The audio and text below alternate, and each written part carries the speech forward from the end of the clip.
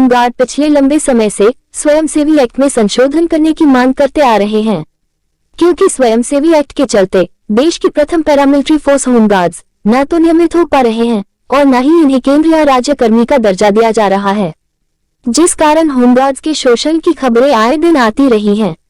Home guards केंद्र व राज्य सरकारों से अनेकों बार अपनी जायज मांगों के लिए आग्रह कर चुके हैं, लेकिन होमगार्ड्स के लिए अभी तक कोई ठोस नीति नहीं बनाई गई। आज होमगार्ड्स का एक जत्था होमगार्ड वेलफेयर एसोसिएशन के राष्ट्रीय सीनियर उप प्रधान व हिमाचल प्रदेश अध्यक्ष जोगिंदर चौहरिया के नेतृत्व में भरमौर स्थित भगवान धर्मेश्वर धाम में नतमस्तक हुआ, जहां होमगार्ड्स ने भाव विभोर होकर धर्मराज के समक्ष अपनी बात रखी। देखिए विरसा न्यूज।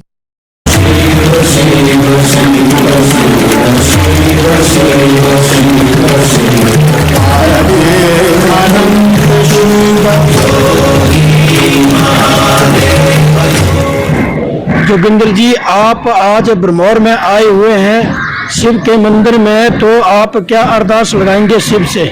सर, हमारी शिव भगवान से यही मांग है, ये सच्ची सरकार है, इसके समक्ष जो है हमारे देश के प्रधानमंत्री जो है इनके काफ़ी साक्षी हैं। वो हर पल जो है इनके अधीन या इनके लीन रहते हैं हमेशा ही भगवान के।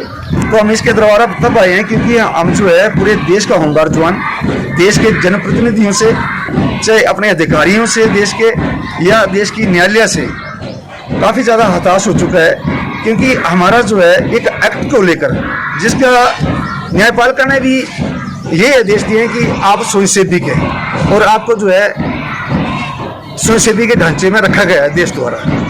तो उसे आज आज़ादी के 75 वर्षों के बाद भी हमारे देश का होमगार्ड जवान शोषित हो रहा है। तो अब लास्ट जो है हम माननीय प्रधानमंत्री महोदय की राह पर चले हैं कि हम जो है अपनी सच्ची सरकार के पास जो है अपनी आवाज़ को रखें कि महोदया कि भगवान हमारे लिए भी इन हमारे अधिकारियों के दिमाग में या हमारे जनप्रतिनिधियों के दिमाग में ये चीज़ जो है रखी जाए कि हमारे जो एक्ट है इसमें संशोधन करें, क्योंकि हम लोग जो है अब लास्ट शरण जो है हमारे भोले शंकर बाबा की है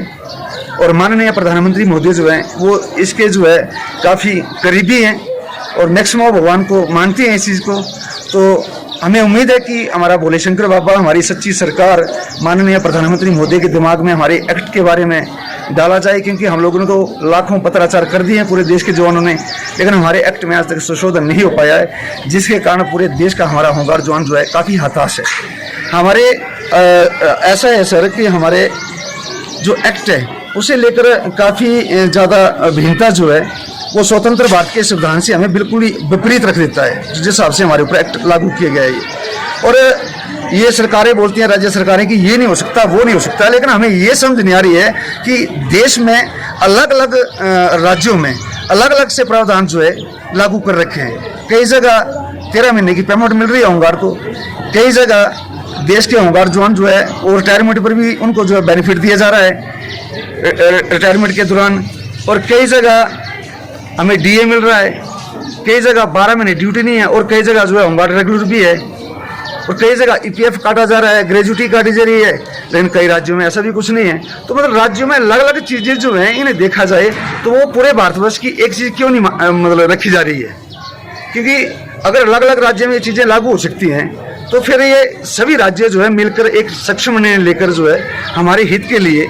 हम भगवान से ये प्रार्थना करना है कि मालिक आप उनके दिमाग में ऐसी बुद्धि दें कि वो हमारे इस एक्ट को लेकर जो है सभी अपनी गंभीरता दिखाएं और हमारे लिए कोई उस तरह फैसला लें, क्योंकि देश का होमगार्ड जवान जो है